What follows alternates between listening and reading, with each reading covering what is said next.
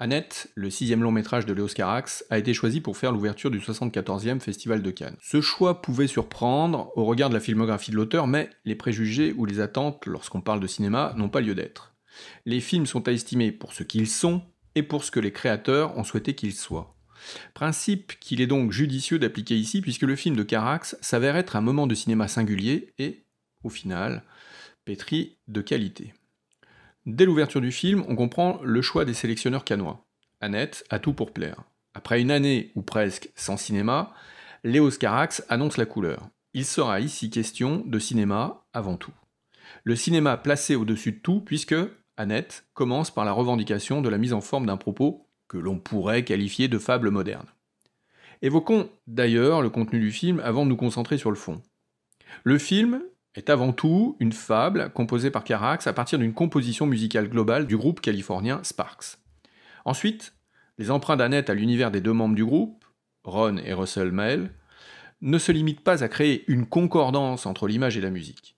Carax revisite aussi une imagerie qui colle à la trajectoire professionnelle du groupe. Le film se veut donc un spectacle complet que le langage cinématographique transcende.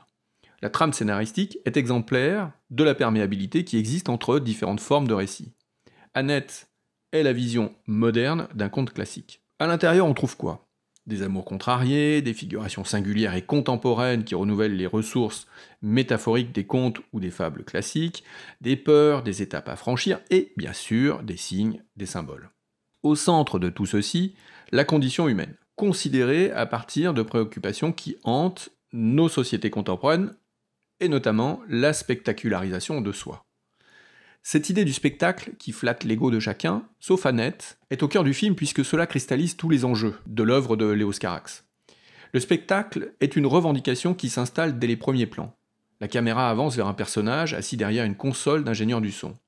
La caméra le contourne et initie un travelling arrière. Nous sommes suffisamment près lorsque Léos Carax lui-même, qui endosse le rôle de l'ingénieur du son, s'adresse à des musiciens que nous n'avons pas encore vus. « May we start ?» leur dit-il.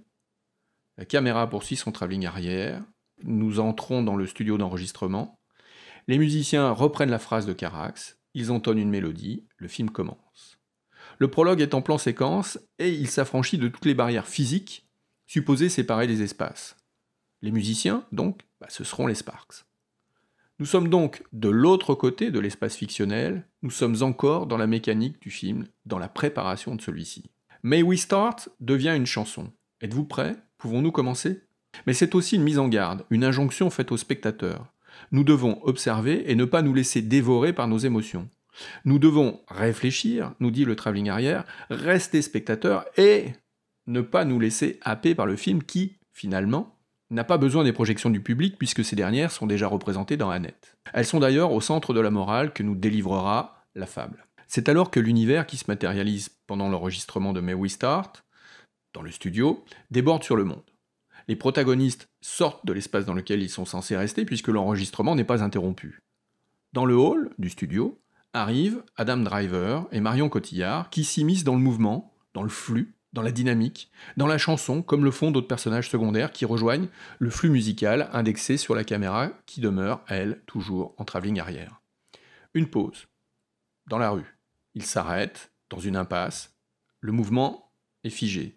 Ils nous regardent et se prosternent devant nous, tout en continuant de chanter, avant de reprendre leur marche en avant. Adam Driver et Marion Cotillard endossent alors des vêtements ou des accessoires pour entrer petit à petit dans leur rôle. Sous nos yeux, ils se transforment en personnages de fiction, ils deviennent Henri et Anne. Nous sommes passés de la scène à l'obscène. Et le mot est volontairement choisi puisque si on observe au fur et à mesure de la progression du film les flashs, les breaking news qui commentent la vie privée d'Anne et d'Henry jusqu'à fouiller et interpréter leurs actes, attitudes et sentiments, bref leur intimité, nous avons compris que nous allions au-delà des limites de la décence. L'artifice est maître du film et Carax ne cache rien de ses intentions.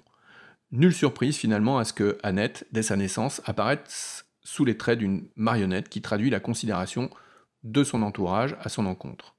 Mais il faudra bien, sans vouloir révéler un peu plus l'intrigue du film, il faudra bien qu'à un moment donné, l'enfant existe et qu'elle s'humanise.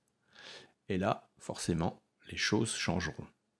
Si la fabrication des images se sent à chaque instant du film, c'est pour mieux souligner l'importance de la mise en scène. le film part du son, de Carax, le metteur en scène, qui s'attribue le rôle donc de l'ingénieur du son, nous l'avons déjà dit. Il donne en quelque sorte le top départ, comme dans Lost Highway de Lynch, et ce très gros plan sur un doigt qui se pose sur une touche d'interphone sur laquelle il est écrit « Listen ». L'écoute est donc, dans Annette aussi, comme dans Lost Highway, au centre du film. C'est à partir de la musique et des paroles, des chansons, que l'image trouvera son sens. Alors écoutons et observons. Carax base sa réflexion filmique sur un principe simple. Toute image génère un regard, au moins un. Chez Carax, dès le début du film, un cap est fixé. Au regard unique, celui du metteur en scène, s'ajoutent d'autres regards, ceux des musiciens, ceux des comédiens, ceux des personnages, et bien sûr, en fin de chaîne, le regard du spectateur, le voyeur ultime. Dans la séquence d'ouverture, tout individu qui regarde devient un objet regardé. La transcendance spatiale évoquée plus tôt nous indique que la mise en scène, que la caméra, traverse, comme pour percer à jour les êtres qu'elle filme, les espaces associés aux différents personnages pour définir l'espace de représentation filmique. D'autres scènes répondent à l'ouverture du film, comme cette magnifique séquence où Anne se produit sur la scène d'un opéra quand, soudain, ce qu'elle chante entre en résonance avec ses pensées intimes. Une autre scène surgit alors, elle s'ouvre, dans le fond du décor. Anne s'y engouffre et pénètre dans une forêt qui introduit la dimension que le conte prête à ce lieu généralement. La forêt est le lieu de la manifestation des angoisses et l'espace dans lequel ces éléments d'inquiétude se transforment en épreuve à franchir pour atteindre un nouveau stade identitaire. De la même manière, la configuration de cette transformation spatiale renseigne le spectateur sur ce qui se joue dans le couple, dans leur supposée vie quotidienne, en dehors des scènes où les deux époux se produisent, Anne sur une scène d'opéra, Henri lors de stand-up provocateurs et narcissiques. Annette restera, à ce jour, paradoxalement, au regard des enjeux formalistes que nous venons d'évoquer, le film le plus évident de son auteur. Un film qui est un écho au soubresaut mélancolique qui cabosse les êtres lorsqu'ils font le constat que leur existence n'était que vanité, car oui, hélas, tout n'est que vanité sous le soleil.